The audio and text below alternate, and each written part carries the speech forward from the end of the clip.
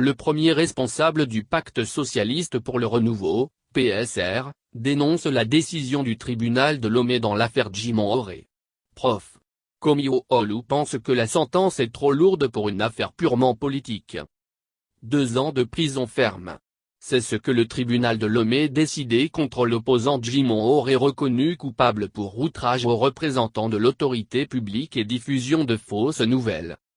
Cette peine de 2 ans de prison ferme indigne au plus haut point l'opposant Komiwo-Olu. Selon ce professeur agrégé de droit, les propos tenus par Jimon Oré, et qui lui ont valu un procès, sont des propos purement politiques. Et s'il y a lieu de le condamner, cela devrait être avec sursis. Ce n'est pas le fait qu'un homme politique dise que vous êtes coupable de tel, que cela soit forcément une vérité.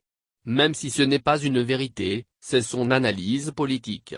Il a dit sur le plan économique que le pays est en ruine. Et c'est vrai. Il dit que nous sommes en présence d'une population instrumentalisée, que l'armée togolaise est une armée d'occupation. Tout ce qu'il a dit, beaucoup d'hommes politiques le disent. Peut-être qu'il a comparé le Togo à un camp de concentration nazi. On peut dire qu'il y a une exagération. Mais ce sont des propos politiques. Si ces éléments de langage doivent amener à condamner un homme politique, c'est qu'il y a vraiment un problème par rapport à la liberté d'expression, a indiqué Prof. Komiwo-Olu.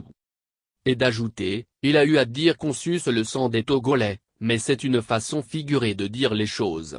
Maintenant supposons qu'il soit coupable, la justice qui le condamne à 2 ans d'emprisonnement ferme. Quel est l'objectif? Est-ce que c'est une vengeance? C'est pour cela que le droit met à la disposition du juge beaucoup de moyens. Si vous trouvez que ses propos sont exagérés, condamnez-le avec sursis. La vertu du sursis c'est de dire au prévenu de faire attention. On aurait pu le condamner avec sursis. Rappelons que l'opposant Jimon Oré du Front des Patriotes pour la démocratie est arrêté le 29 avril dernier à son domicile.